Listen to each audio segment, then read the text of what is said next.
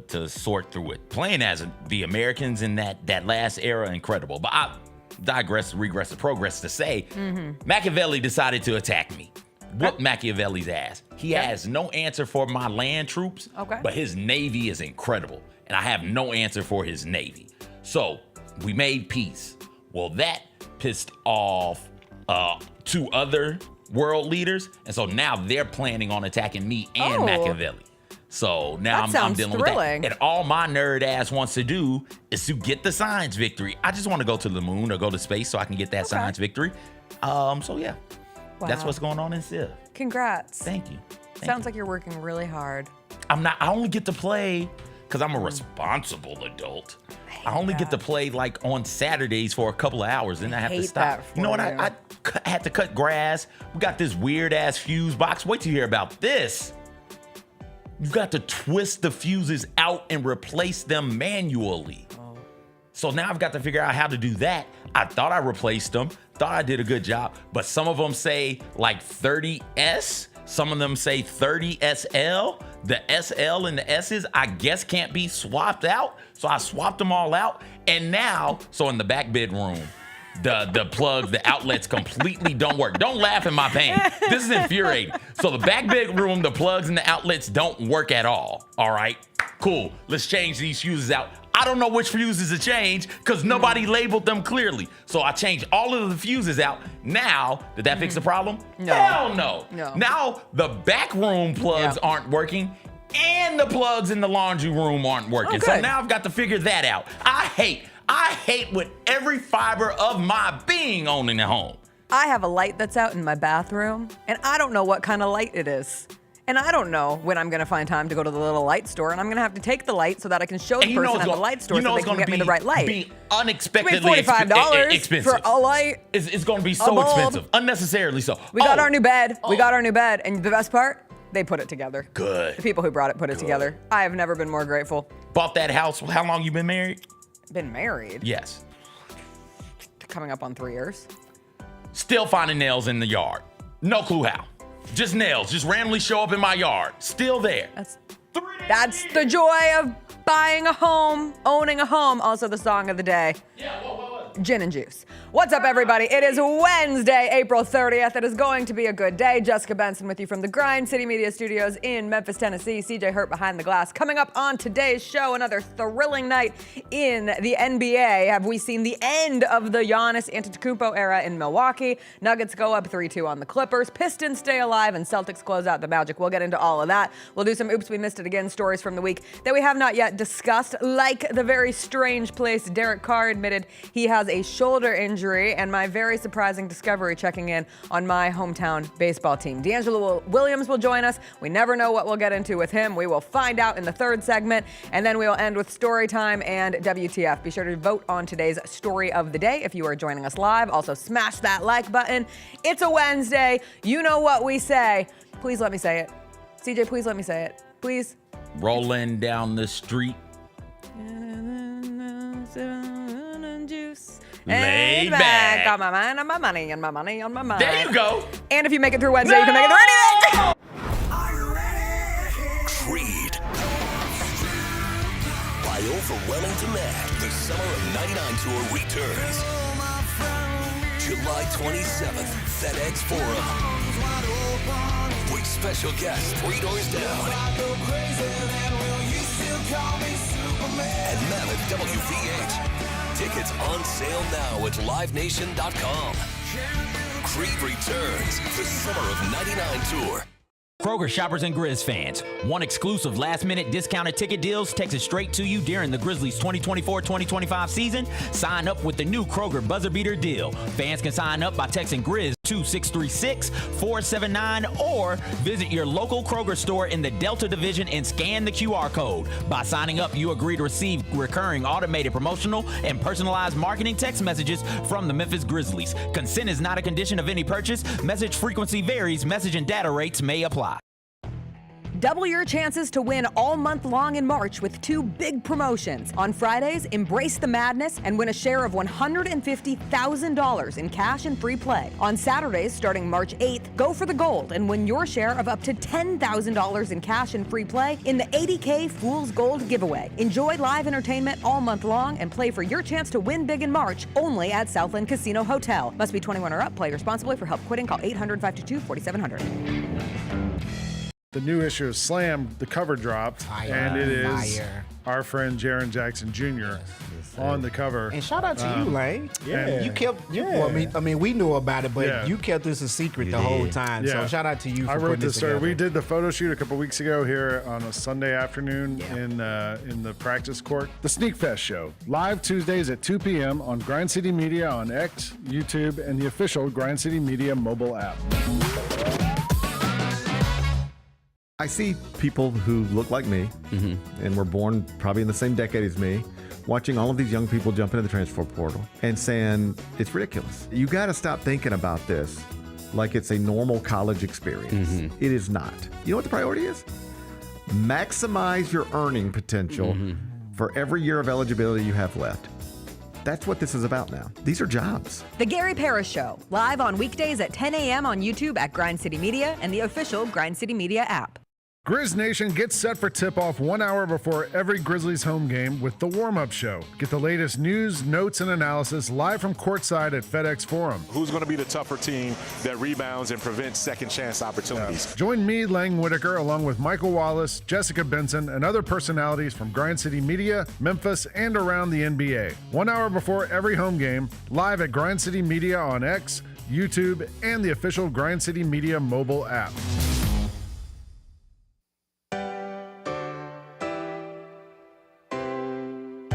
Feels great to feel the sunshine. Gotta own the day like it's all mine. Just got paid in his own time. Been working hard, I've been on the grind. I deserve this feeling, having my way. I've been on this healing.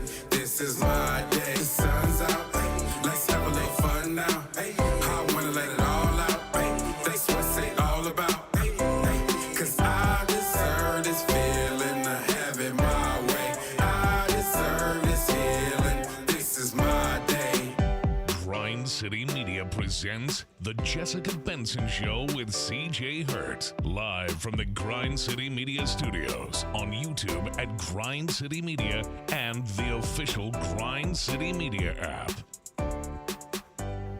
What's up, everybody? Happy Wednesday. Another fun late night in the NBA to get through from last night's playoff action. I woke up asking myself, are the Clippers clippering again? And I think they just might be in the postseason. Lost to the Nuggets last night, so Denver takes a 3-2 edge in that series. Jamal Murray was awesome. Celtics closed out the Magic. Pistons get to go back home to Detroit for a Game 6 against the Knicks. We will get into all of those, but the biggest story coming out of last night was the Bucks' season-ending loss to the Pacers, and the question of, was that the last time we will ever see Giannis Antetokounmpo in a Milwaukee Bucks uniform? And if it was, what a way to go out, starting with how Milwaukee lost that game. It goes to overtime, and this was the final play, one of the worst turnovers you will ever see from Gary Trent. Hold on to the ball. It's a fumble. He had such an awesome game, too. And then Tyrese Haliburton goes right at Giannis Antetokounmpo for the game-winning bucket. What if I told you, CJ, that the Bucks had been up 7 with 35 seconds to go in overtime? They had been up 7, and we will get into all of the antics of what happened after this went final, after we get into the actual basketball that happened, because they gave up a 7-point lead in 35 seconds. And I don't know if you're familiar with the odds of teams being up 7 in the last 40 seconds of a game with the last 20 years, but that's Andrew Nembhard hitting a big 3 from the logo that pulled them within 4. There was another Gary Trent turnover that led to that Tyrese Haliburton finish and 1, so he's going to go to the line. We get a new Doc Rivers meme unlocked. There he is, looking like we've seen him look many a time before. Tyrese Haliburton makes the free throw. So then it is a 1-point game. And then that's where you get to that final play with the Bucks up 1 with the ball. They turn it over, and this is the Tyrese Haliburton game winner on Giannis Antetokounmpo. How to lose a 7-point lead in 35 seconds. to go back to my point, teams were 0 and 1,176 in the last 20 years when trailing by 7 or more with 40 seconds remaining. Only 2 teams, CJ, have done it in the last minute in the last 20 years. Last night's Bucks team, and can you tell me the other team? And if I give you a clue that there is a connective through line between the team that did it one other time in the last 20 years and the team that did it last night. Last 20 years. Last 20 years. So it's not the connected through line that you think. Yeah, I thought it's it was not. No, well, don't do that. We don't do that anymore. Sorry. Yeah, we banned that celebration also. No, can't do that. Nothing with the throat area. Okay, there we go. Who's the last one to do it?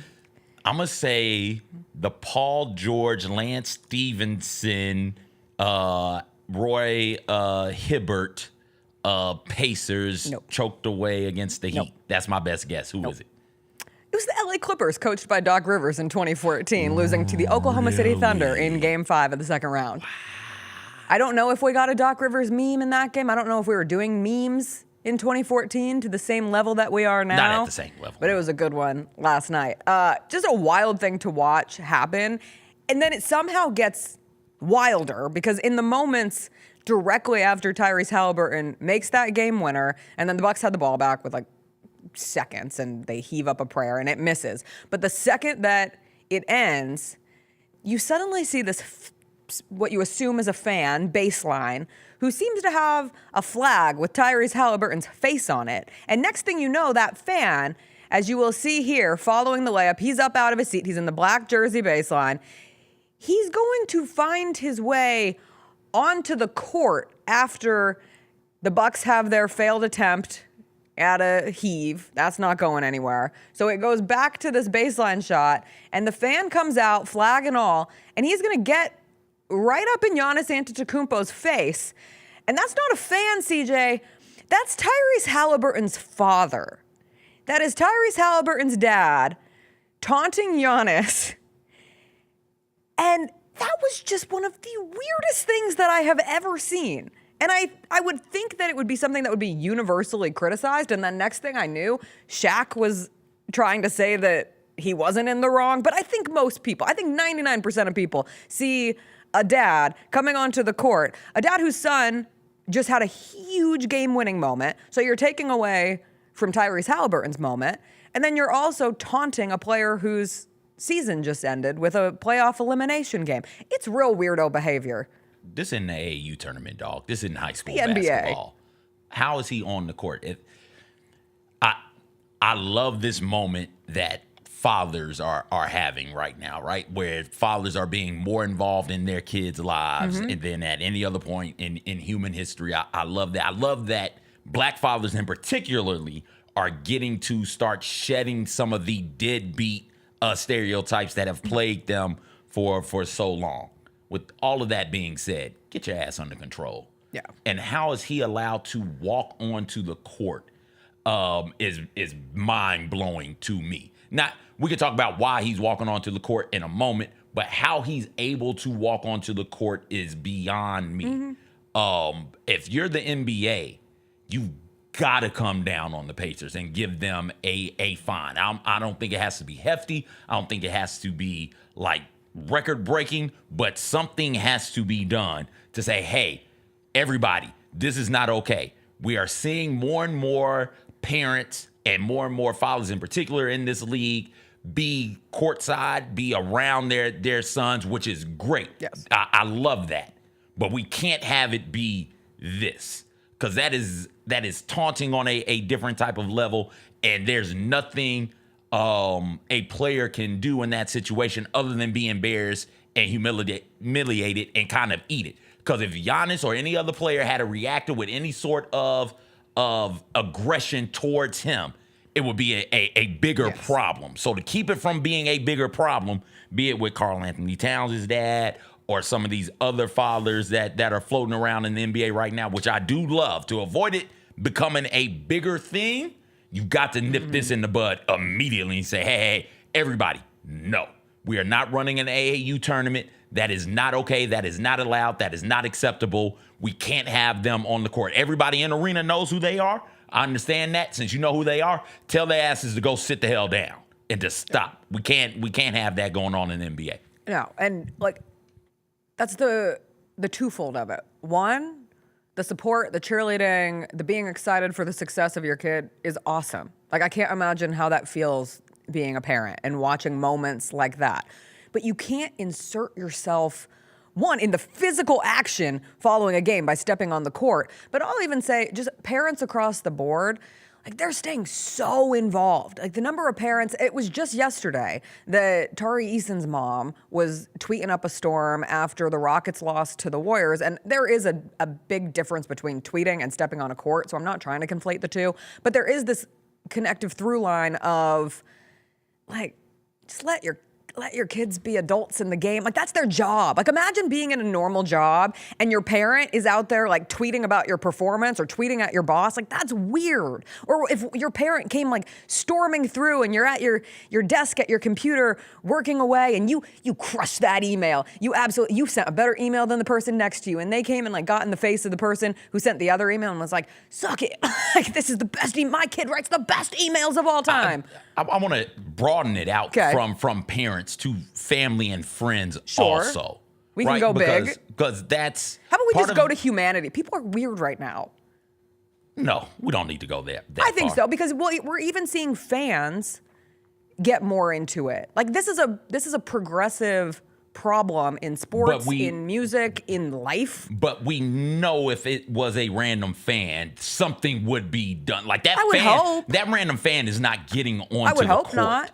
Right? Like, I don't think a random fan is running onto the court to do that without somebody stepping in and immediately removing the fan. I think that he's able, because he has the privilege of being the father of Tyrese Haliburton, one of the best guards in the NBA. He moves freely around that arena. That would be my guess. Like, other families move freely around arenas because everybody knows, oh, that's so-and-so's dad, oh, that's so-and-so's mom, oh, that's so-and-so's brother. You got to be able... Familiarity allows for the moment to happen. You got to be able to keep them in a fan's place, because in that moment, that's what they are. They are fans. They've got to stay where they're at. And then once the dust settles, Haliburton can go to him. He brought this up. Hey, I think what my dad did was wrong. Yes. We'll talk about it. We did talk about it. I will come to him. He doesn't come to me, especially at home. But if it's the Jokic brothers, right?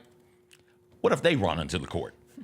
I'm running the other direction. What if after a heatedly contested contest, Jokic loses or wins, Nuggets lose or win. I don't think it really matters with those dudes, and they end up in the excitement of the action, find themselves on the court. Yeah, because that's not. They're not standing there waving a towel. Yeah, they're from the land where the sun don't shine. I ain't never seen the sun shine where they're from. Serbia, where the hell they from? They're from the east. Once you get to the eastern part of Europe, the sun just doesn't shine over there. It's just gray over there constantly. I actually hear it's beautiful. Oh, that's Serbia. I've seen a lot of clips, a lot of videos from over in that part of the world. Ain't never seen the sun up. It's always cloudy. It's always gray. I'm looking at a beautiful photo of a sun setting over Serbia right now. I bet it's doctored. Anyways, my point is, those dudes run onto the court, you're going to have a real problem. Yes. You remember when Jokic and the Suns got into it? Yes.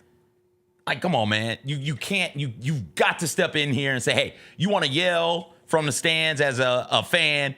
Knock yourself out, family member. Yeah. But we draw the line at this line right here that this rectangle is with you running onto the court. We will ban you from games if somebody else does this. Otherwise, you're going to have a situation where things get heated and somebody's brother or father or cousin or a best friend or somebody's mom gets into it. Because that's what happens at these AAU tournaments. Family members are fighting at these things, and you don't want mamas on center court going at it. Can you imagine throwing hands? That'd be wild. My mom used to do that. That would be wild. You don't want my mom on the court fighting. That's not a good thing to be. Not Sharon. Yeah. Oh, Sharon met a woman behind a soccer goal once to thump her. Yeah, people got involved to keep them separated. And that's a big difference. That's of the Little whole thing. League. And that's Little League, you not can't be in the NBA doing this. Professional sports. they're lucky that Giannis did keep his composure, because if there's one thing that I love about Giannis Antetokounmpo, and before we get into all these future conversations that will happen over the course of the offseason, it's not tampering. I love Giannis. Giannis is one of my favorite players in the league. Like, I just want to say that. Like, I really enjoy the play of Giannis Antetokounmpo. I really enjoy the aura of Giannis Antetokounmpo. I assume he's a real cool guy to talk to. Best thing. Just putting it out there. One of the best things about the postseason is getting players to be reflective on He's so everything. good at it. And he is the best thing the past 3, maybe 4 years of the NBA. One of the best things about the postseason in the NBA the past 3 or 4 years has been Giannis reflecting. He is so good.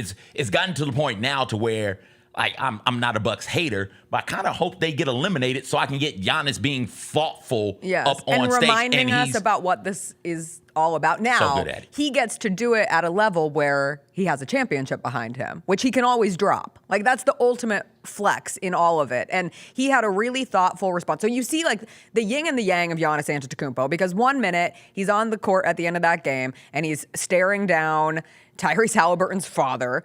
And then he's also in the, like, goodbye situation against the Pacers or with the Pacers in those interactions. And he's giving hugs and he's dapping guys up. And next thing you know, he's, like, almost in a hug with Benedict Mathurin. And then he's face palming Benedict Mathurin. Hey, you think and that's shit's popping sweet off. over here. And you I think ain't that's sweet. going to go the next direction. And you're like, oh, is Giannis going to get in an actual fight in his final game in Milwaukee? Gotta let dudes know. Ain't shit sweet and over he here. did let them know. But then he'll be sitting at his post-game remarks, and he's talking about, obviously, the confrontation and, like, losing the game, emotions running high. And it's a long bite. So to paraphrase, he says, having a fan, which at the moment I thought it was a fan, but then I realized it was Tyrese's dad, which I love Tyrese. I think he's a great competitor, showing me his son's towel with his face on it saying, this is what we do, this is what we effing do, this is what the F we do. I feel like that's very, very disrespectful. And then he went on to say, I believe in being humble in victory. A lot of people out there that are like, no, when you win the game, you talk shit and it's a green light for you to be disrespectful towards somebody else. I disagree. I've won a championship. They haven't. And that is Giannis in a nutshell, because he's being reflective and he's saying, I believe in being humble, but he's also going to remind you that he won a championship. Like, and that's not, I saw a lot of people say, oh, how could you say being humble and throwing, like, I won a championship in the same sentence? I actually think those two things are different. That's just a fact. Like, you did win a championship and you do get to carry that around. When he said it, it was, I know, I'm not telling you from a place of, like, poor sportsmanship or a place of frustration. I know how to be humble when being successful. And I know that because I was the most successful you could be in this sport. Yes. I won a championship. I had MVP. I had final MVP. I'm the most successful you could be at that in this sport. And I was humble throughout it. I didn't feel like he was trying to big D anybody. Me neither. He was just trying to, hey, I know how to be humble when winning because I've done it. I've won a championship and I was humble. And I also know how to be humble because I just had 30 points, 20 rebounds, and 13 assists in a loss. And hey, guess what? I've averaged 30 points in my last 10 playoff games. And what has my record been in them? 1-9. Like, there's the duality of the experience that he's had in the postseason, which we've heard from Giannis before in, like, the appreciation of the game. There is a winner, there is a loser, how you move forward with grace and basketball is basketball, keeping it on the court and all of that. But it does. The comments about his father were the ones that, like, hit me all in my. It warmed my heart up. Not enough to thaw anything, but it was. But it did warm it. It warmed it. Talking about his father, like, why are you the way that you are? And mine was that his know. mom has been at every game since February. Yeah, that's. I was like, oh, that's so sweet. But the understanding of listening to him talk about both of his parents and just, like, their expectation or their want to not ever cause a scene, like being really conscious for of survival's sake. Yes. Right? Like, my dad didn't want to cause a scene. He's a migrant in Greece. If anything happens, he's getting sent someplace else. Like, the reality of it. Like, it's so much bigger than this. The real fear of deportation from a place that he wanted to call home, and how that affected the way that affected his father's mentality, and how that got passed down to the kids, even kids like Giannis. And I'm gonna throw Thanasis in there as well. Not great at basketball, but a serviceable professional basketball player. how it passed on to them to, hey, okay, kind of keep your head down. Don't make too much of a scene. Don't thump your chest too much. Just go out there, do your job, go home. I think Jokic has some of that. Yeah. Right? Like there's a difference in international players and American-born players in the NBA. There are many differences amongst them. One of the chief ones, one of the biggest is how braggadocious, how much more in-your-face American-born players are than international players. And that might be because the international players are legit fighting for their right to exist in foreign lands. To exist, and then there's also an unfamiliarity with coming to him. Like, we don't talk nearly enough, and that brings us to, yes, the Bucks offseason will be one of the most fascinating stories of the NBA offseason. And does Giannis ultimately get traded? Because they have nothing. Like, they do not control a draft pick for the next 6 years. They haven't hit on any of their draft picks. There's no young talent where you look and say, oh, gee, like, I'm really inspired by a player X. Damian Lillard tore his Achilles. He's 35 years old. I doubt we see Damian Lillard next season. I'll put it at that. So are the Bucks in a position where they have to trade Giannis to try to start to rebuild? And there's some American expectation that, like, Giannis will want to be traded. I do not know this man. I do not know what goes on in his mind. But from some conversations I've had with European immigrants in America as it pertains to European basketball players not seeking trades or seeking new scenarios in the same way. Like, there's a comfort. You've already left your home country and moved somewhere new. This goes for Giannis in Milwaukee. This goes for Denver with Nikola Jokic. Luka in Dallas. One of the reasons Luka is not just like tickled to be traded to the Los Angeles Lakers is he had made a home in Dallas. And so you're already moving from a foreign country into a new place. Then to move, America is crazy. Like, every city is so different, and these big cities come with a lot of excess baggage for a professional athlete to have to deal with after you've already made that adjustment. And I look at Giannis, and it would not surprise me if he does not want to be traded. If he is the kind of player who wants to play his entire career with one team in one city, loyalty plays a huge part of that, but also comfort. Now, that said, if there is a sweepstakes for Giannis Antetokounmpo, I would not be mad. Careful. I would simply not be mad. If you had a favorite team? I offered the Bass Pro Pyramid for him multiple times. I don't have the keys, but if we're looking to sweeten some deals. When's the last time you've been in the Bass Pro Pyramid? BVP. 2 weeks ago, I went to try to buy a pair of shoes, and they didn't have the shoes that I wanted. It's still, like, I walked through it last week. It's incredible. Yeah, it's great. It's a modern I say hi marvel. to the alligator. Oh, a modern marvel. People modern don't even marvel. know. Giannis has been so open with, like, the excitement of American things. The Bass Pro Pyramid is it, baby. You remember how he reacted when he had those Memphis hot wings? Yes. That place is closed, tax things now, I think. But, like, he can come here, eat all the wings he wants. There's so many other wing spots. Yeah, so many more affordable wing spots. I mean, come on. He has another kid on the way, right? No, Of course he does. I don't know. Of course he does. I don't know where he's at. All right. Finish game strong, pull out game weak. You look at teams like, obviously, the Houston Rockets will be in every conversation for him, for Kevin Durant, if Kevin Durant ultimately is traded this offseason, which the assumption is he will be. I heard somebody muse the San Antonio Spurs could go after Giannis, and the thought of Victor Wembanyama and Giannis Antetokounmpo playing next to each other makes me want to throw up for the future of the Western Conference. But we'll take a break. We'll come back. We will get into the other action from the NBA last night. We also got the Rookie of the Year named in the NBA. It did not go to Jalen Wells, but he was a top 3 finisher, and that's something to celebrate. We'll talk about it when we come back.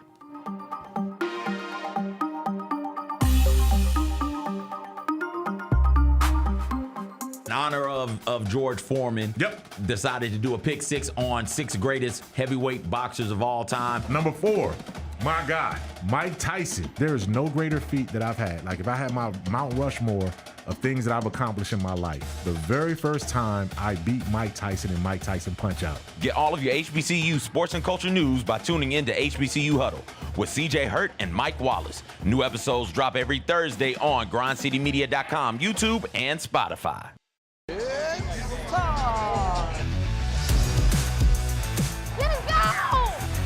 Bain drives. Oh yeah. Close. He hits and the Grizzlies have the lead. Yeah! Jarrett with a knockaway. Good defense.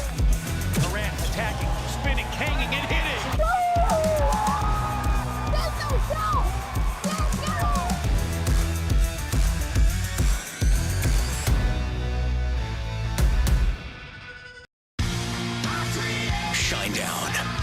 Dance Kid Dance Tour. Live in Memphis. FedEx Forum, Saturday, August 30th. With special guests, Bush and Morgan Wade. Get tickets now at livenation.com. Shinedown, live in concert. For more, visit shinedown.com. Marcus Thornton could get buckets. Don't do that. You don't say? He had a lot of 30 balls in the NBA. On who? We better not see Marcus Thornton crosses over Tony Allen. Yeah, don't let us find that. You forgot we got the internet, bro. You said you might have done that? Hey, you always forget the internet exists. The Chris Vernon Show, live on weekdays at noon on YouTube at Grind City Media and the official Grind City Media app. All you American wrestling fans out there, watching this international road to WrestleMania should be a wake-up call. Turn up at these shows. Stop being so spoiled, because Cody Rhodes, Cody Rhodes, Cody Rhodes, I love it. Cody Rhodes. Let's go, Cena. Cena sucks. Yeah. I'm wagging my finger because you're telling those people that they need to do better. Yeah. Tune in to Grind City Wrestling weekly on the Grind City Media app and on the Grind City Media YouTube channel. Debo traded from San Francisco to the Commanders for a 5th round pick. There's no other sport where you would get a player of his ilk for a 5th round pick. Over under total yards for Debo. If they set it at 1,000, you think he hits that over? Total yards? Total yards from scrimmage, total yards. Yes. Okay. Yes. The Odds Couple, live at 2 p.m. on YouTube at Grind City Media and the official Grind City Media app.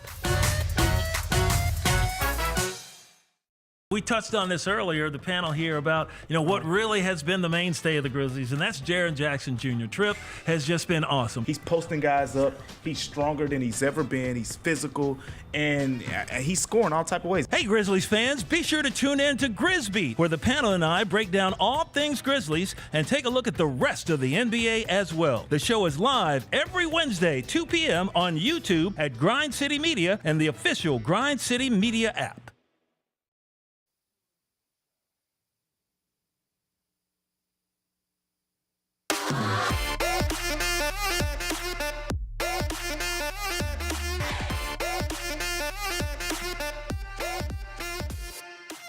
I received a text message from my husband during the break, and he would like me to make sure that I point out that Giannis was also in a heated face-to-face argument with Tyrese Haliburton's dad. Yeah, after he came on the court at the end of the game. I think he was just saying, in addition to Giannis is crazy too. Like, don't get me wrong. Let him know. Let him know. Watch what you do, man. Don't put a flag with your son's face on it in my face and expect me not to do something. He gave him a point and a thumbs up. See, that's the duality of Giannis that I'm talking about. He's nuts. Stop. I also remember. Stop. What? Stop. I hate to interrupt you. What is with you and duality? I don't know. I'm stuck on it. You've said duality this week like 15 times. It's my glitch of the week. Okay. All right. It's the duality of Jessica. Can we end that? No. Because I don't think there's any duality there. Yes, it is. He's like in his face. He's yelling at him. Yeah. He's telling him, get the F out of my face. Yeah. And then hits him with a thumbs up. How's that That's duality? like 2 different moods. That's two different not people. 2 different moods. And then it's Giannis doing that and then sitting and being super reflective. Okay. We're all just, CJ, at the end of the day, we're all just people. We're all just complex. Okay, fine. I'll sub out duality for complex. I'd rather you just stop with that whole mentality. I'm just very much in the space of, like, right now, just... You're on some Zen shit. Yeah, all right. A little bit. Yeah, all right. I don't. We're all just trying to make it through this hard... I've made it. Arduous I've life arrived. together. I'm good. We're just wandering through. Nope, I'm not wandering. I've stopped moving. Okay, you're relaxing. I've stopped climbing. I'm still young and naive and thinking that we can still all move forward We're to the a same healthier age. You ain't place. that young. I'm a year younger than you. You're more than a 2 year. years younger than you. But you're not young.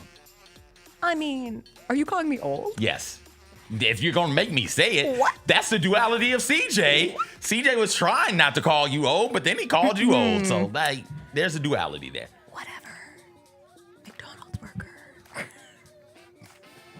I've done that before. Never McDonald's Yes, I worker. have. Whatever, McDonald's worker. No, you've yes, never we done have, that. Because I've no, we've had you've this done clip, wow. and then I do. You've done wow. Mom. You've done wow, Holy mom. cow. You've never done McDonald's worker. Jacob, has she ever done McDonald's worker?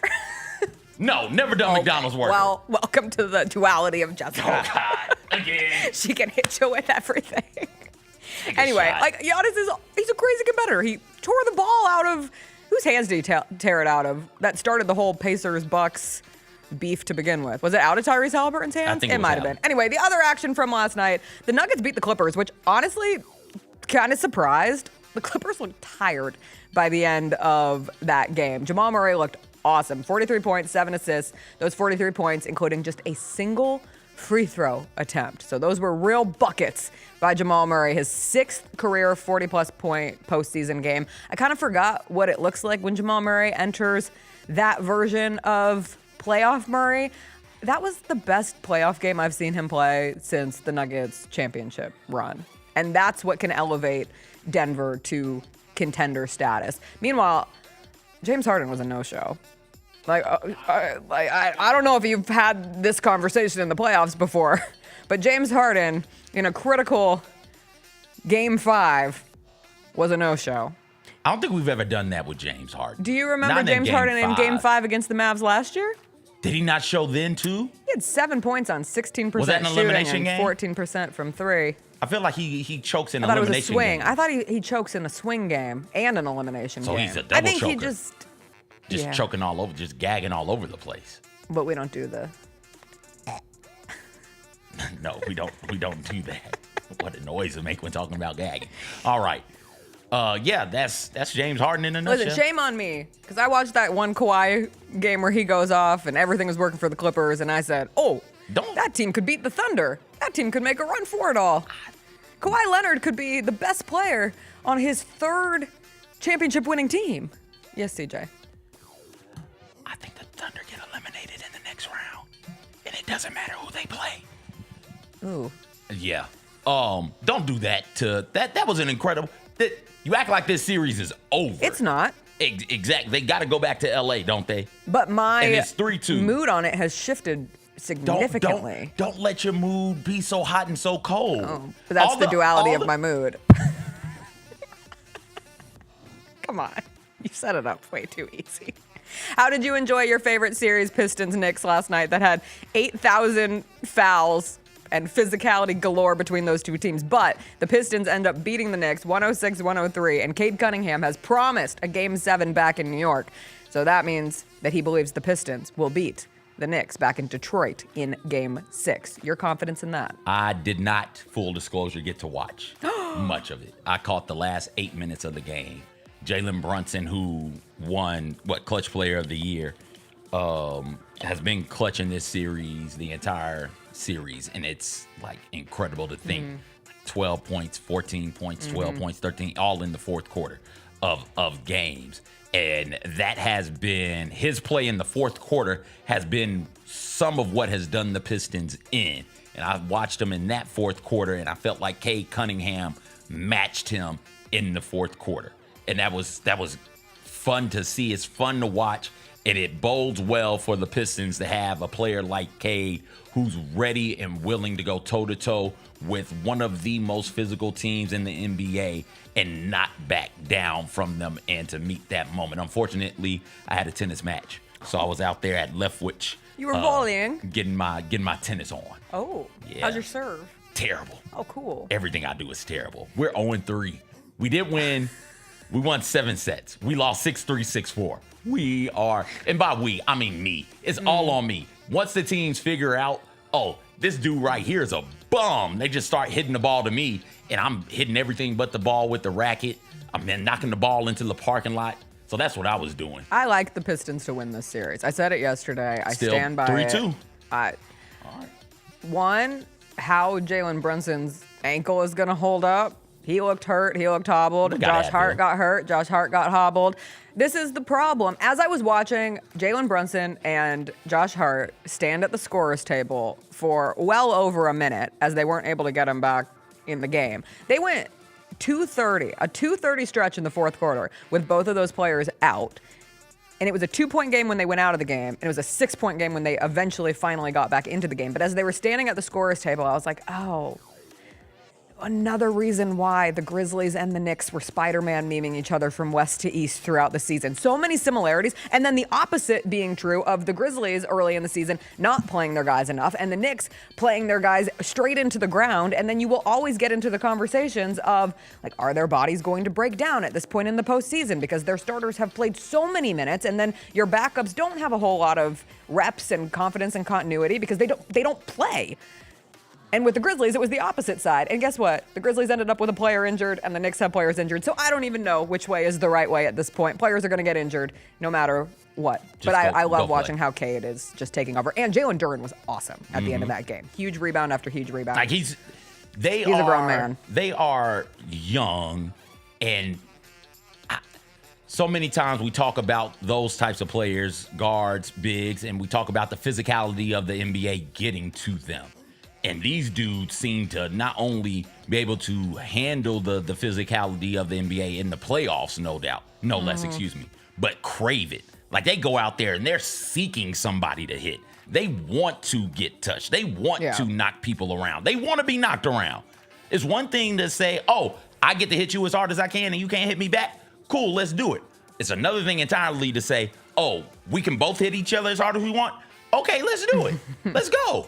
And they're a different breed because they're like, okay, you're going to hit me as hard as you want, and you're going to pummel me, and I'm just going to get up, and I'm going to lick the blood from my nostril and be like, tastes sweet. Let's keep it going. That's what I love about this Pistons team. Even with the Thompson twin, even with some of the young guys they got coming off the bench, and the vet leadership that they have. Tim Hardaway Jr. blows hot and cold. He's played well in this series. You think about what Tobias Harris was when he left Philadelphia and what he's doing right now. Been superb, been incredible in this series. Malik Beasley, Dennis Schroeder, all of it, the pieces fit on this Pistons team in a really impressive way. I hope I'm with you. I think they can still win this series. I think they do still win this series. I just want to see more Pistons basketball. And next year, next year NBA, put the Pistons on national TV so the kid can watch them. I thought you were going to say next year in NBA, Pistons are going to be great. Not really good, great. No. I need to see them. Okay. We've seen young teams have a good season and then fall off. Sacramento Kings immediately come to mind. Sacramento Kings were the 3 seed, 3 years ago? Oh, yeah. And completely. Now they're hiring their interim head coach. Completely falling off. Doug Christie, step on up. All right, Dougie. Let's see what he got. The other game last night, Celtics ended up beating the Magic by 30 plus, which was crazy because I was kind of watching the score bug while watching the Pistons-Knicks game and thinking to myself, ooh, am I going to have to tune into the Celtics-Magic game? It's close. No. Paolo Banchero got in foul trouble, and the Celtics went on one of those stupid, crazy runs that they do. So they are on to the next round. In the NBA last night as well, Rookie of the Year was announced. It went to Stephon Castle, which means back-to-back San Antonio Spurs winning Rookie of the Year after Victor Wembanyama won it last year. Stephon Castle this year. Memphis Grizzlies' own Jalen Wells finished third in Rookie of the Year voting, which really is remarkable given his story. Like, he is one of the 3 lowest drafted or undrafted rookies to finish top 3 in voting in the last 15 years. And one of the others is a little known guy by the name of Nikola Jokic, who was the 41st pick in the draft. The other, Kendrick Nunn, who was undrafted. And then you have Jalen Wells, who goes from playing Division II Sonoma State basketball 2 years ago, has his one season at Washington State, gets drafted with the 38th overall pick by the Memphis Grizzlies. He's brought in. The expectation is perhaps he'll spend some time in the G League. No, he earns a spot in a starting lineup where he starts 74 games for this team before ultimately breaking his wrist and missing the end of the season. He took on the toughest defensive assignments night in, night out. You could not have asked for a better, surprising rookie season from Jalen Wells. And then Zach Edey finished 5th in Rookie of the Year voting. So the expectation will be that the Grizzlies will have 2 rookies on first team all-rookie. That's incredible. It's also one of the reasons why they're not still playing playoff basketball right now. Like, you have 2 rookies on first team all-rookie, and they started for you for a good portion of the season. But that hasn't come out yet, so we will see how that is. All NBA still hasn't come out as well. Before we take just one note that I wanted to make as we, The Grizzlies season is over. I said we were going to start keeping track of our baseball inning counter of the year. And so yesterday I went, CJ, to... No, but I thought it would benefit me to check in on my hometown team, right? Like, I was like, I should see how the Rockies are doing. I should check in on the Colorado Rockies. And imagine the horror I experienced when I saw that the Colorado Rockies are 4-25. 4-25. At one point, they set a new record by going 31 consecutive innings without scoring a run. They'd actually go 32 innings to really solidify that record earlier this month. They have lost every single day since April 22nd, except for April 23rd, and that game got canceled and delayed to the next day, where they lost. They suck.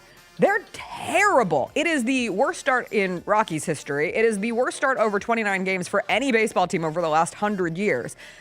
I don't think I'm going to check back in on the Rockies, so don't expect me to watch a single inning of this team. Look at sad Dinger. Dinger's so sad. Is that a Triceratops? It sure is. It's the Rockies mascot, Dinger the dinosaur. I didn't know Dinger dinosaur. Greatest mascot in Major League Baseball. Let's go. Yeah. All right, we got to get to DeAngelo Williams. He'll join us after a quick break. We'll find out what he wants to chat about when we come back.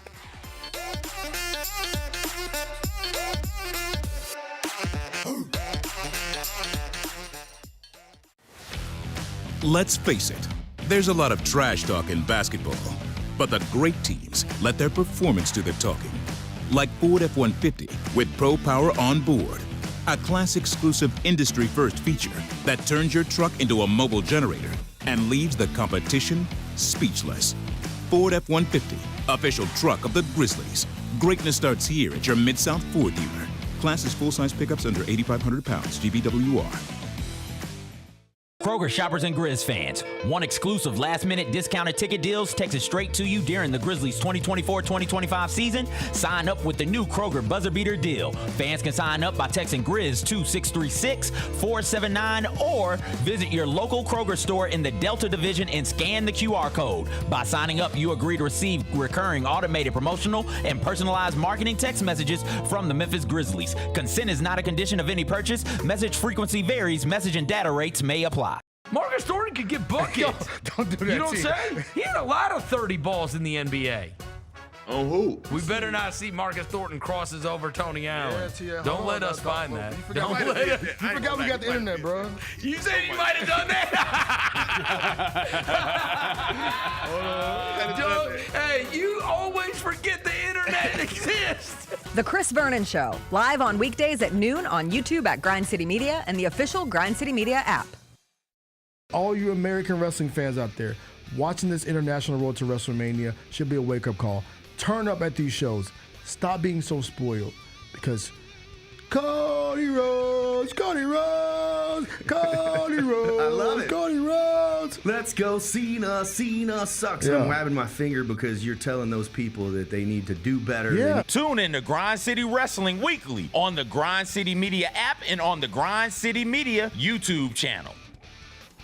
I see people who look like me and were born probably in the same decade as me, watching all of these young people jump into the transfer portal and saying, it's ridiculous. You got to stop thinking about this like it's a normal college experience. It is not.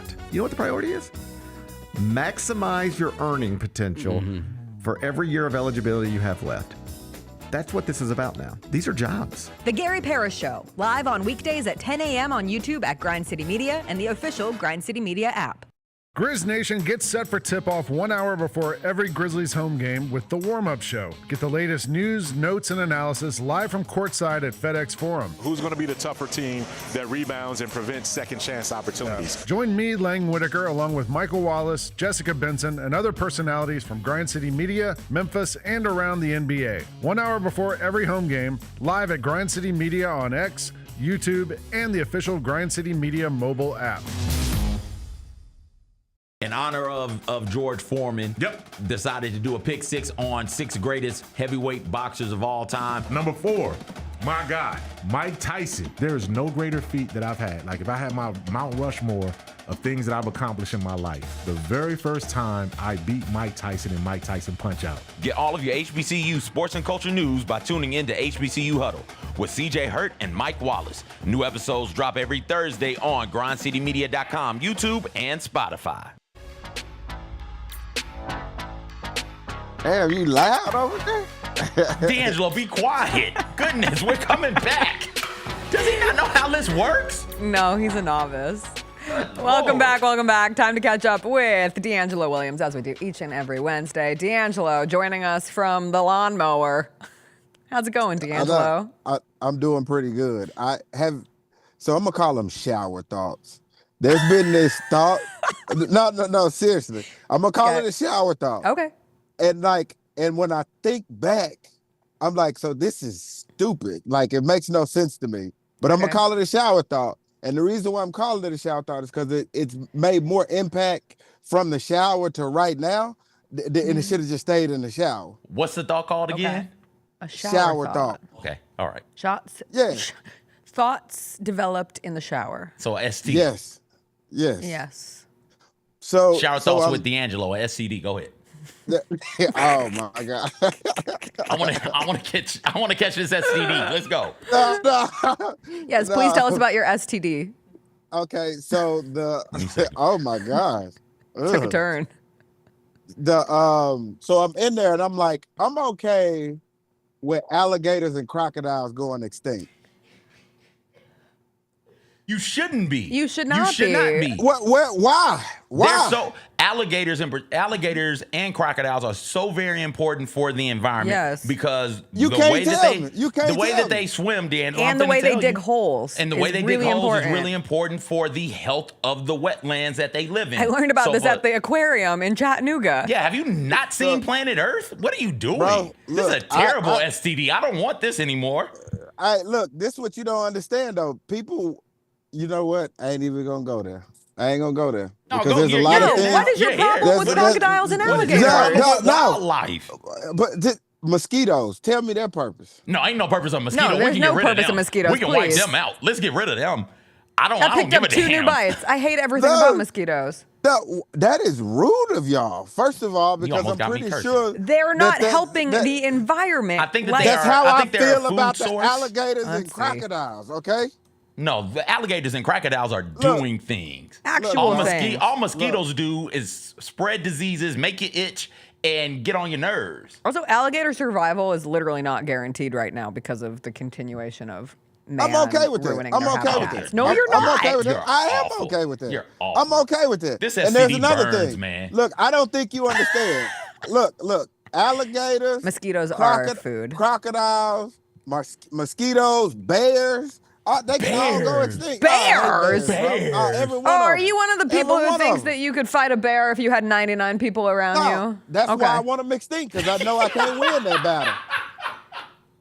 Bears are important, DeAngelo. Yes. They spread seeds. seeds so forests can continue to grow, and the forests give us oxygen. God, our planet is so screwed. You sound like a real Captain Planet villain, man. No, I don't think you understand, bro. First of all, I'm deathly afraid of bears, okay? Just like y'all feel about snakes, y'all probably think every snake should die that's venomous and keep the ones that are good. I appreciate every animal for its place. Every animal except a handful. Well, I mean, even mosquitoes, if roaches, they're helping with the fact that rats, birds and mice, fish and we can bats get rid eat of them to continue to be alive so that they contribute. It's the circle of life, and it moves us. Well, that's not the right version of the circle of life, but we're all important, DeAngelo.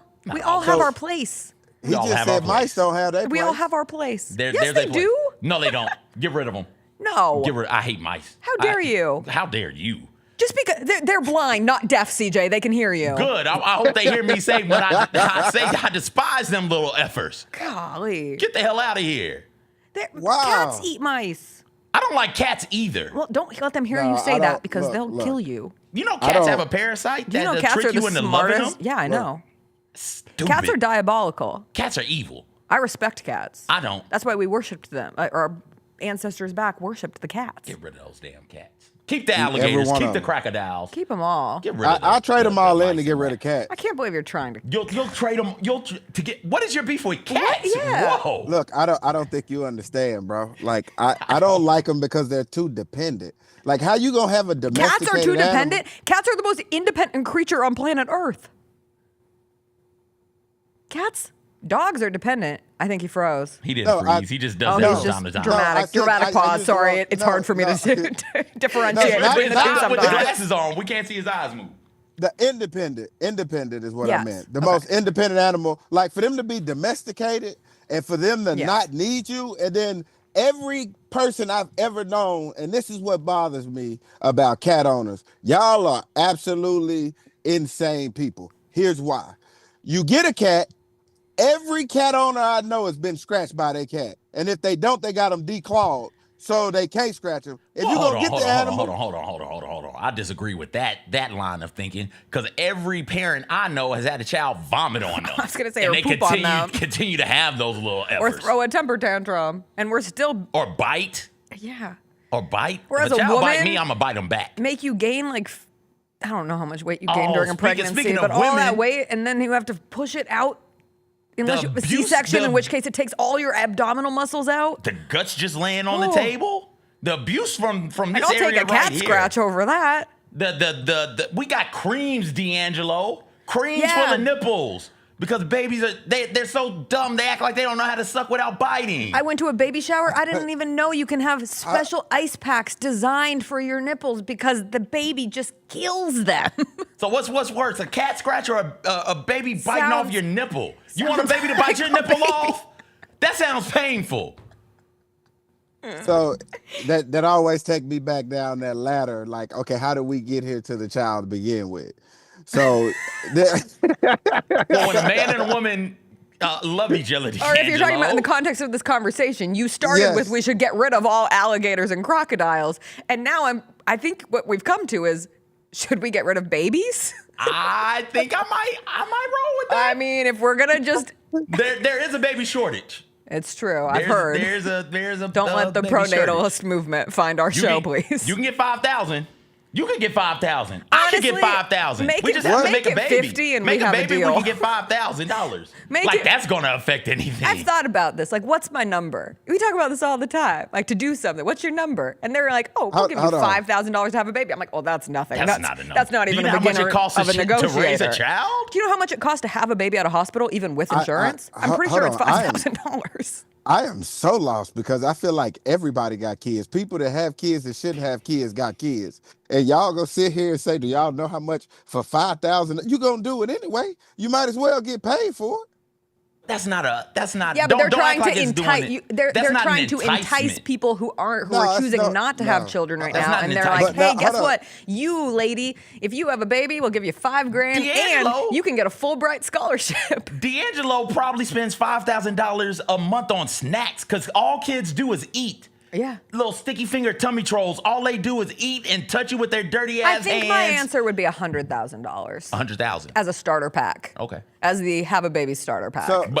Free birth in the hospital though. Free birth in the hospital. And the understanding that if my life is in danger, it will be saved. And $100,000. Well, we got to save it now, so we're gonna make more. They'll find the next person who takes the deal. Like, are we speaking to people that don't want to have kids, or are we speaking to people that hadn't had the conversation or thought about having kids? I think we're talking to people who are on the fence or who could be convinced. We're talking to everybody, DeAngelo, because again, there's a birthing crisis, not just over here, but worldwide. Also, yeah. I mean, they found out how much it costs to have kids. Yeah, exactly. Do I go on a vacation? Or do I have a kid? This is definitely more of a selfish error when it comes to like, hey, I'm going to take care of myself, my mentals. I'm going to take care of me. I'm going to make sure that I'm okay. And then after I'm okay and I'm ready to then you're 40. I'm going to fight back on that because I actually think one of the most selfish things you can do is have children. And this is coming from somebody who plans to have children. But a child does not ask to be born into this world. Like, you have a kid because of your desire to have a family for whatever that reason may be. And there's all sorts of really good, positive reasons lapped in on that. But then there's also this notion of like, well, when I get older, I want to have a kid. I want to have grandkids. I want to continue the family unit. I want my bloodline to continue through the test of time. Like, there's a lot of selfishness involved in having a child. On that. I think the most selfless thing you can do is have a child. Really? How else are we supposed to get better if there's not a generation behind us to do the better thing? That's a fair argument. So if we are to progress as a species of people, as the human race, we need the lessons that have been learned from our generation and generations past to be passed down to the next generation, hopefully so that they listen, they understand, and they continue to push the progress forward. But how much are we pushing progress at this point, and how much is this a little bit of insanity, assuming that someday there's going to be a generation that gets it and actually... I mean, perfect. The good Lord made the world good. That's what he said. He didn't say he made it perfect, but a striving for the perfection is what brings us closer to his embrace, Jessica. I would argue that this is the most progressive the world has ever been. I don't think we had trans people in 17, whatever the hell. Actually, we absolutely did. Okay. They couldn't. They couldn't be seen. They couldn't be. They definitely couldn't be seen. Yes, they could. If you go back to various points in history, the amount of, and I won't put it as far as trans people, but the amount of cross-dressing and let me take it a different queer culture through time has always been met with massive periods in history of conservatism and trying to push back into a religious element. That's been okay. Let me take it. Black people are free now. They weren't slaves in the 1700s. I can't argue with. Okay, all right. 1700s. Women can vote. 1700s. Not just vote. 1700s. Women couldn't own property. 1700s, like 50 years ago, we couldn't have a credit card. Couldn't have a credit card. Yes. All right. So again, I will say there is that as frustrating as it is, there has been progress. But progress cannot be deemed enough? I don't know.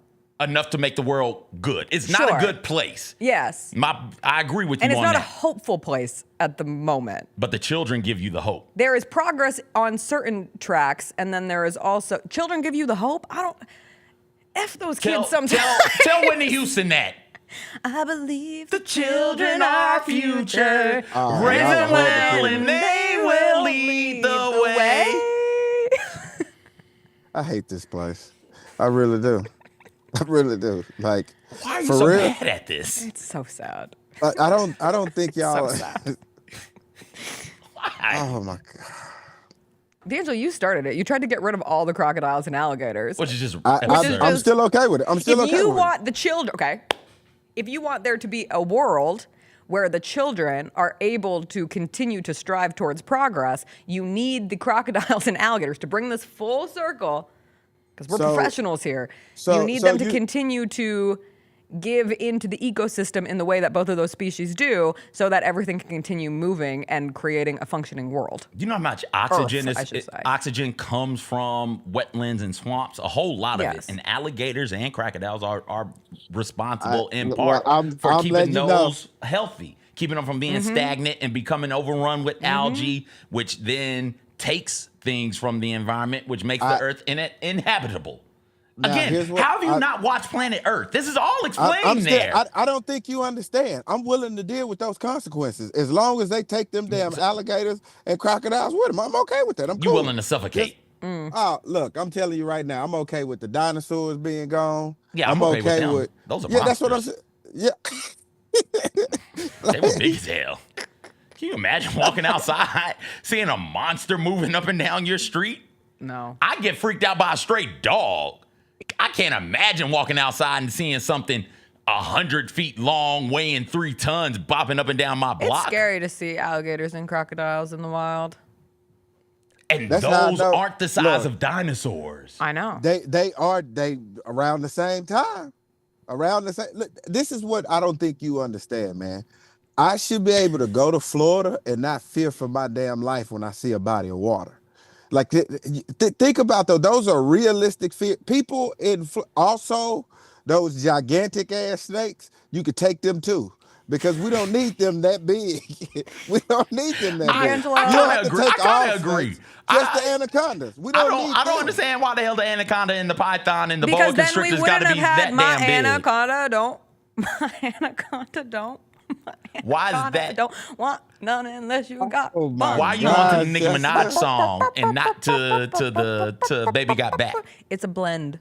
It's not a blend. That was not a blend. She just I took heard it from Baby oh my Got God, Back. what was the song I heard on my way into work? It was a Pitbull remix on an old song, and it was horrific. And I cannot for the life of me remember what it was. Also, if we don't have anacondas, how do we get the movie Anaconda, D'Angelo? That's one of the great It's now or movies. never. It's Bon Jovi. Now, like, it's my life. Okay. It's now. And there's a new Pitbull remix new? collab, and it's oh my God, horrifying. I guess it's not new. It came out in 2024. I hadn't It's heard it. new. It's terrible. It's new. If it's in the last year, I count it as new. Any other animals you want to get rid of, D'Angelo? Yeah, before we let you go, mow the lawn and weed.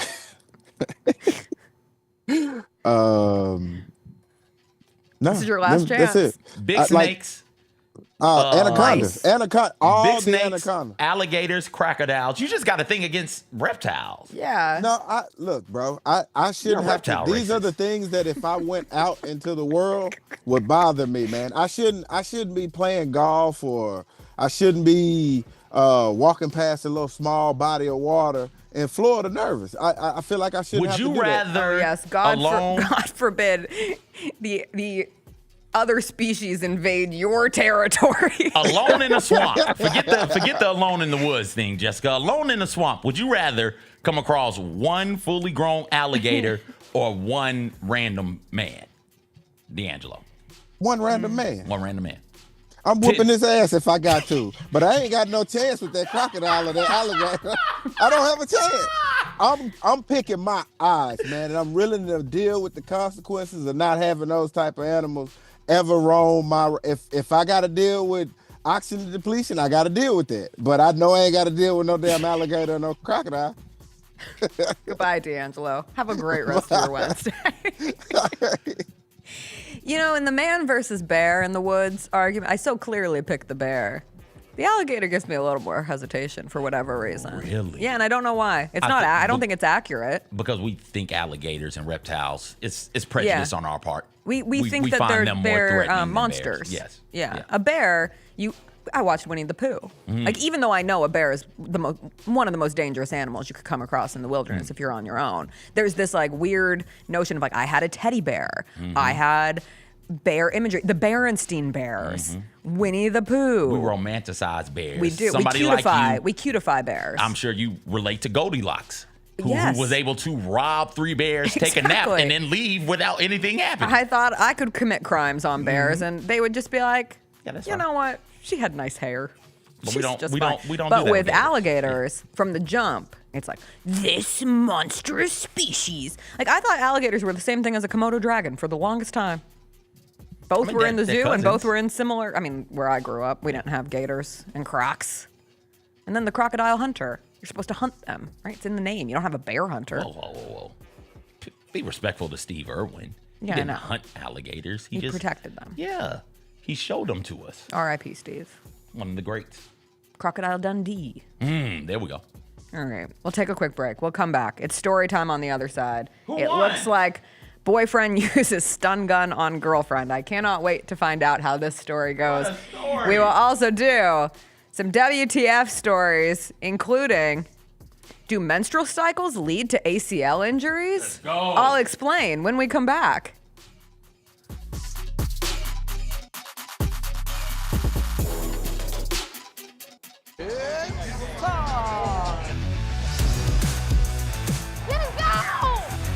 Bain drives. Oh yeah, oh yeah. Close. He hits and the Grizzlies have the lead. Yeah!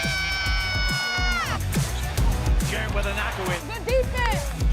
Durant attacking, spinning, hanging, and hitting. That's so show. Let's go.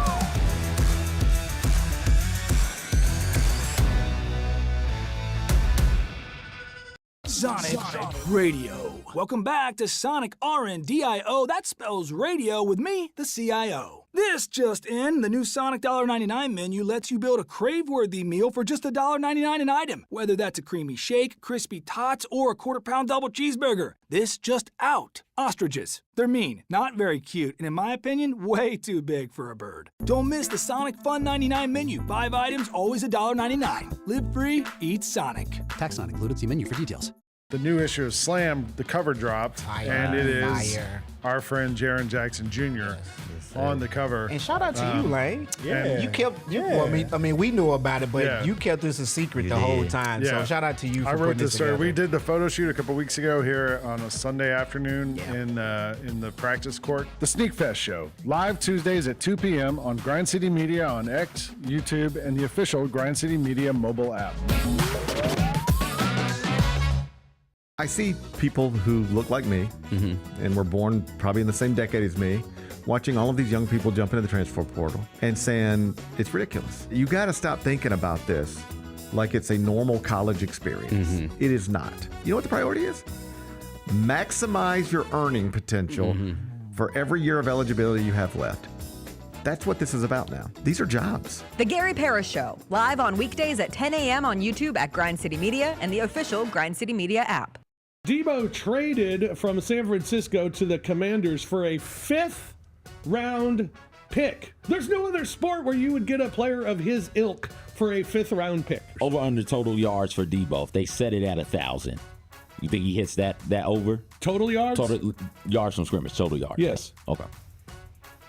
Yes. The Odds Couple, live at 2 p.m. on YouTube at Grind City Media and the official Grind City Media app. We touched on this earlier, the panel here, about what really has been the mainstay of the Grizzlies, and that's Jaren Jackson Jr. Trip has just been awesome. He's posting guys up. He's stronger than he's ever been. He's physical, and he's scoring all type of ways. Hey, Grizzlies fans, be sure to tune in to Grizbeat, where the panel and I break down all things Grizzlies and take a look at the rest of the NBA as well. The show is live every Wednesday, 2 p.m. on YouTube at Grind City Media and the official Grind City Media app.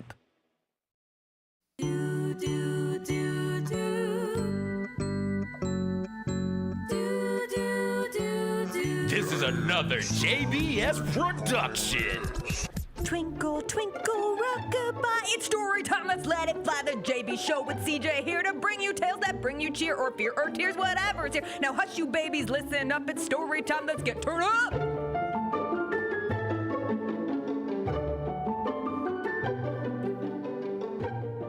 Am I the a-hole for walking out after my boyfriend joked with a stun gun and accidentally shocked me? No. You're in the right. I don't need to read the rest of the story. Am I the a-hole for walking out after, just repeats. I hate when they do that. It's one of my pet peeves, when they repeat the title with the first sentence of the story. Anyway, hi Reddit, I'm 26. Hi Reddit, I'm 26. My boyfriend is 29. We've been dating for about 10 months, and I always thought he was a fun, little weird, but harmless. Until this happened. We were hanging out at his place, just having a chill night, pizza, shows, some wine. He showed me that he recently bought a stun gun, just in case. I immediately told him that this isn't a toy, and I have a serious fear of electricity. When I was a kid, When I was a kid, I got shocked by a broken socket, and ever since then, I panic, even at the sound of a spark. He just smirked and said, "Relax. I'm not a psycho or anything." I believed him. A couple of hours later, it was like he forgot everything I said. I was sitting on the couch, turned away, and suddenly he came up behind me and brought the stun gun close to my shoulder. I think his plan was just to turn it on to make a noise and scare me, like boo, but something went wrong, and he actually shocked me. I screamed. My body jolted. My arm went numb. I fell to the floor and couldn't get up right away. It wasn't a serious injury, but it hurt like hell and scared me so bad I couldn't stop shaking. He immediately started saying it was just a joke, that he didn't mean for it to work, that maybe the button got pressed by accident. Then he added, "Come on, stop screaming. It's just electricity." It's just electricity? Open the schools! I didn't kill you. Oh, great. I grabbed my things and left. He didn't believe I was serious at first, then got annoyed and called me dramatic and said I was ruining a good relationship over nothing. Since then, he's texted me a couple times, mostly with passive-aggressive stuff, not even real apologies. So am I the asshole for just leaving and deciding not to talk to him anymore? No. Never go back. You know how we were like, God, there were some red flags early on. Yeah, when he shocked you with a stun gun. My God. Men can do anything. This woman is literally asking the internet if her boyfriend who shocked her with a stun gun is in the right for calling her dramatic. My God. Jessica, calm down a little bit. You're getting hysterical. It's just a little electricity. Who amongst us hadn't been shocked with a stun gun? I was just trying to scare you like boo. Okay, well, you shocked me with a stun gun. God, people need to be more afraid of things sometimes. I push back on that. A stun gun? I think you need to be afraid of the dude.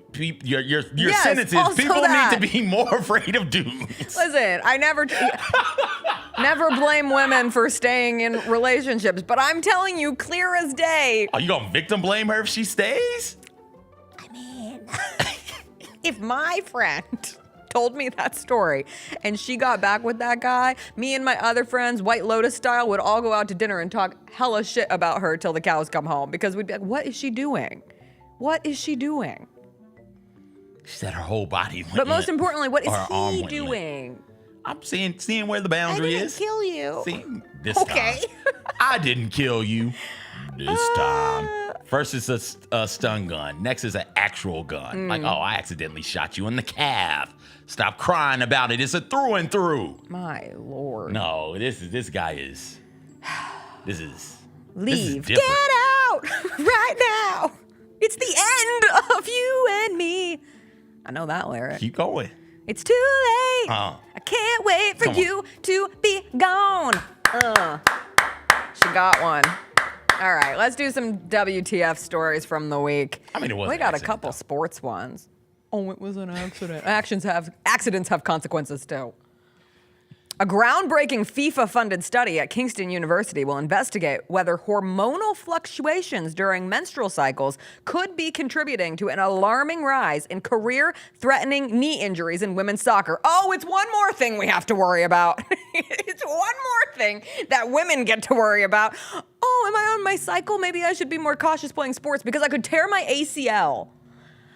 The research comes after multiple players, have all suffered serious injuries of the ACL, which runs diagonally in the middle of the knee.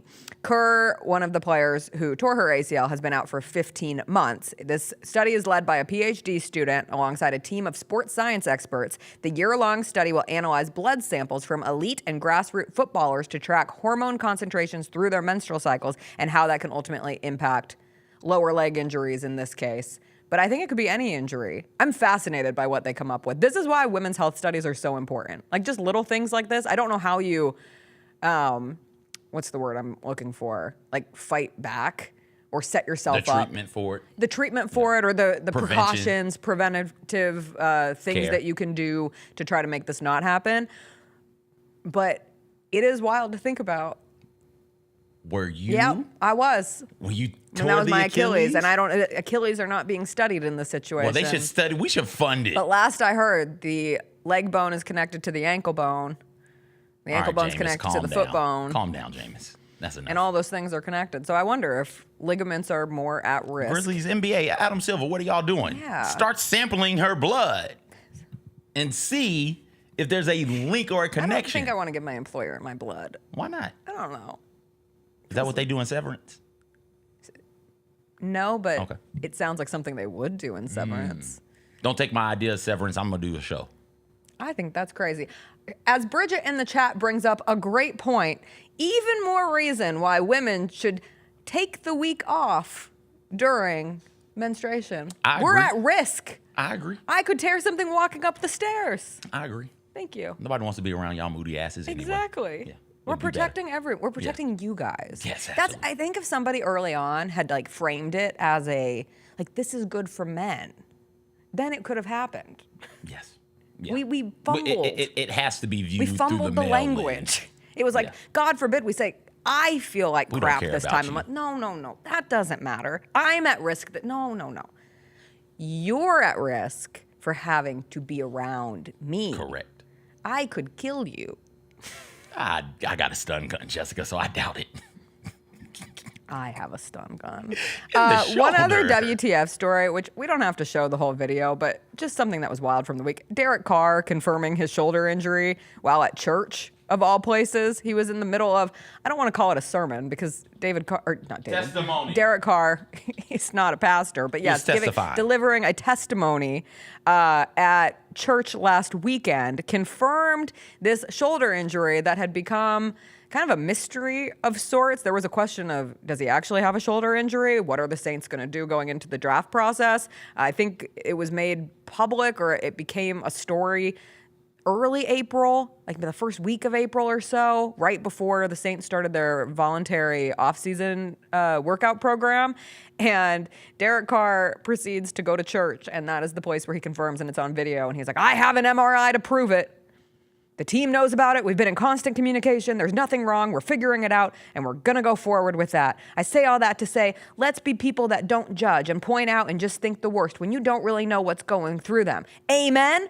And so we've been taking care of our family. It's going to be faith, family, football. It's going to be faith, family, football, no matter what the situation is. And then the Saints drafted Tyler Shugg, quarterback of the future. Who's a veteran already. He's 26 years old, damn straight. He's a seasoned vet. He's a grizzled vet. All right, another WTF story from the week. This is one of my favorites. A climber who was climbing Mount Fuji had to be rescued twice in 1 week from the same mountain. This happened to a 27-year-old university student who, on April 22nd, called the police and was airlifted from the peak of Mount Fuji after he lost his crampons. One of my favorite words. Those are the spiky metal frames that are attached to your hiking shoes that make it easier to walk on ice and snow. Crampons. And he fell sick with nausea. So he's up on the mountain. He called for help. They came. They airlifted him. They took him off the mountain. 5 days later, rescuers had to rescue the same climber who had gone back. CJ? He forgot his cell phone on that damn mountain. He forgot his phone. He forgot his phone. There's something illegal on that phone. I think he's just a No. millennial. Is a 27-year-old a millennial? No, that can't be us. We don't claim him. That can't be us. I don't claim him. And he's over in Japan, so that's definitely not us. He is in Japan. Is he Japanese? No, he's Chinese. Okay, yeah, that's definitely not us. That's them. We don't like them any damn way. That's why we're doing the tariffs. You got it. You're saying the tariffs are directly related to this student? Yes, that's what I'm blaming the tariffs on. Who decided to go back to Mount Fuji to climb it again after he was originally taken out. You can't rescue him again. He can no longer be rescued from mountains. You can't. Next time he gets up there and gets stuck, he's just stuck now. Wild. 5 days? 5 days. 5 days? 5 days. 5 days later. His plane tickets or his passport went had to up have been 4 days later, and he was up there overnight, and then he was rescued on the 5th day. I guess he found the phone to call him? No, somebody found him. Did he get the phone? I believe.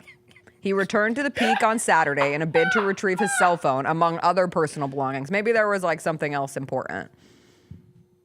Did he get the phone? Do we know? He got his phone. He got his phone? Okay. Police in Japan's Shizuoka were alerted that he had returned Saturday when another climber reported spotting the student on the trail, quote, lying on the ground and shaking with abrasions. The next day, rescuers carried the injured man down about 2,600 feet on a stretcher before handing him to an emergency team. Was it the same It was people? not clear whether he had successfully retrieved the phone. Oh, my gosh. He didn't get that phone. For what? He didn't get that phone. For what?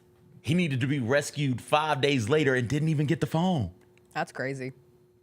What's also crazy? What? Gwyneth Paltrow is eating bread and pasta again. Shout out. Gwyneth Paltrow has decided to live her best life after decades of not eating these things. She was on the Goop podcast. I get all my Gwyneth Paltrow news from the Goop podcast. I love a Goop podcast. And she's 52 now. And she said that longer-term inflammation and health stuff, her quotes, was the reason that she and her husband became paleo a few years ago. She has been really careful not to have inflammation in her brain because she has a gene or a genetic sequencing that makes her more at risk for developing Alzheimer's. And so under paleo, people eat like hunters and gatherers. For people who don't know, of the Paleolithic era, they only eat fruits, vegetables, nuts, lean meats, and fish. They cut out like all processed food, all dairy, all sugar, all grains, all legumes, all good things, tasty things. But she said she's sick of it. And so she's getting back into some sourdough bread and some cheese. She said, there, I said it, a little pasta. Can you imagine going all that time without having one of that first the greatest bite. foods? That first bite. Or you get sick. That's what happens to a lot of people who go like vegetarian or vegan, and then they're like, I'm going to have a hamburger. And then they throw up all night. Okay. I've hope for done her sake the she veggie thing. enjoyed her and life. when I took the first bite of meat and deliciousness, oh my gosh, it was incredible. I still remember how it tasted. Can't believe that. I guess this is her sort of acknowledging, like, yeah, all right, I'm in my 50s now. I got like maybe 45, 50 more good years. Damn it, I'm gonna live life. I'm gonna eat good food. I'm gonna drink good drink. Let's go. I'm not finna sit up here and keep eating these nuts and these twigs, man. Feed me the cheese. Where's the pasta? I didn't send this, but when I Googled Gwyneth Paltrow to get to the story of her eating bread and pasta again, the other story that came up was that she like clapped back at Meghan Markle feud rumors, and I did not know that there were feud rumors between these two people. But apparently there's no feud, according to Gwyneth Paltrow. But that reminds me of something I was going to send for WTF. Meghan Markle was on her podcast, and she told a story that she writes an email to her children every single night, like basically summing up something fun that happened from the day, so that when they're in high school, they'll have like 4,000 emails to go back and read memories. And I was like, she's telling this story like it's this genius way of documenting their family history. And I'm like, the burden on your child to go read 4,000 emails. That's insane. I'm not reading that shit. I don't care what happened. I don't. TLDR, Mom. I don't care. really don't care. You raised me. I feel good about our relationship. I don't remember the specifics of most of it, but I know right now in this moment, I love you. You love me. That's all I need. I don't need to know every single day. Not only do I not need to, I don't want to. Parents are doing this with photos.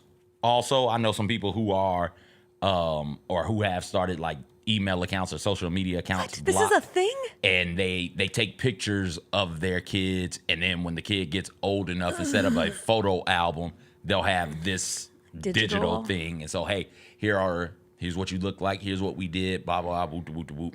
And I am firmly of the mentality of, if you're not old enough to remember us doing it, tough. I'm sure that we did something. And I love a photo album for special occasions, but the whole point is, like, when I was a kid, we'd have like photo albums for family trips, and you'd go back and look at them and be like, wow, this was so much fun. Perfect, fine. Yeah, but like day 32 of the 365-day year where I went to school and came home and ate some chicken nuggets. Here's you had the best chicken nuggets tonight, baby. Random day in May. Here's your little ass blowing bubbles. Do you remember this? No, I don't, because it was inconsequential, Dad. I don't Now, need to see random this. day where you were blowing bubbles and you were so distracted by the bubbles you tripped off a curb and broke your wrist. Maybe. But I don't need a picture or a story to remember. No, because I'll remember that I broke my damn wrist. I remember there was a time I fell on my face and busted my whole face open. And like, and guess what? You remember it. I was 7. I remember it. Because it happened. We didn't have any pictures. Yeah. And my parents weren't God, shit. the children I didn't are go not to the gonna hospital. remember anything. I broke my face, Jessica. Blood is gushing. And my dad's like, you got a baseball game to go get ready for. Go get dressed. We got to go play baseball. And it looked As like you should. It looked like I got into a fight with a bear in the woods. So what? Didn't You care. had a game. I remember it. Yeah. No pictures though. Yeah. Yeah. I remember going home with my broken wrist. No pictures? No. I go home with the memory of my dad saying, you're fine. Did Commish write you a note on that day? No. Okay. No, we just talk about it to this day of then going and realizing I'd fractured my growth plate in my wrist. Is that why you're so short? Yeah. The wrist. The wrist bone's connected to the height bone. And the height bone's connected to the I'm short bone. That's how it all works. Last but not least, CJ, you sent this one. A letter that was written on board the Titanic before it sank. Sold for, because people are obsessed with the Titanic, CJ. Still? Obsessed. It sold for $400,000, which was 300,000 pounds. Yes, I have friends who, and like no disrespect, I love their hobbies, and their hobby in this sense is the Titanic. Like there are people who know every single thing about Titanic history, and anytime something new happens, it is like Christmas morning. Like when they had those new, not designs, but the new look at like what the Titanic looks like at the bottom of the ocean, and it was really intricate, the most intricate kind of recreation that we've ever been able to see because it came from photographs of cameras that they were able to get down there. Like they spent hours dissecting every new piece. So yeah, it does not surprise me that somebody bought a letter that has the name Titanic attached to its history for $400,000. What are you gonna do with that? Have it? Yes. I don't understand. Will we ever get to the point where we're no longer interested in this thing? No. You don't think so? No, because it's kind of the thing. Like you could be a totally normal person, but like the duality of your personality would leave you in a situation where you're also weirdly obsessed with the Titanic. And that'll do it for today's show. I had to. I've been holding on to it. I didn't even get to deploy it in the way that I most wanted to. Sometimes when you gotta talk all day, every day, sometimes you get stuck on a word. But I will retire it. I will go out of my way to retire it for the rest of the week. Deal? For the rest of the week? That's not a retirement. It's going on vacation. Yeah. Oh, God. I can't go to the beach, but that word can. I'm gifting it the opportunity to have a great rest of its week. You're exasperating. Oh, that's going to be my next one. I bet not. Exacerbating. You're exacerbating the problem. You're exacerbating my vocabulary. And now you're squeezing a stress ball. Because you're stressing me out. We never mentioned it. Bennett Doyle, during the double post, every double post we did, he just sat in that booth squeezing that stress ball. Because he's stressed. After every Grizzlies loss. All right, everybody. Have a great Wednesday. We will see you tomorrow. More NBA playoff action tonight. The Warriors and the Rockets. We will see if the Rockets are able to extend their series. We'll see if the Lakers are able to extend theirs against the Minnesota Timberwolves. Two big Western Conference matchups tonight. Should be a fun night of basketball. We'll be back tomorrow to talk about it all. We'll see you then. Bye. You gonna bring your duality of Jess back? The duality of Jess.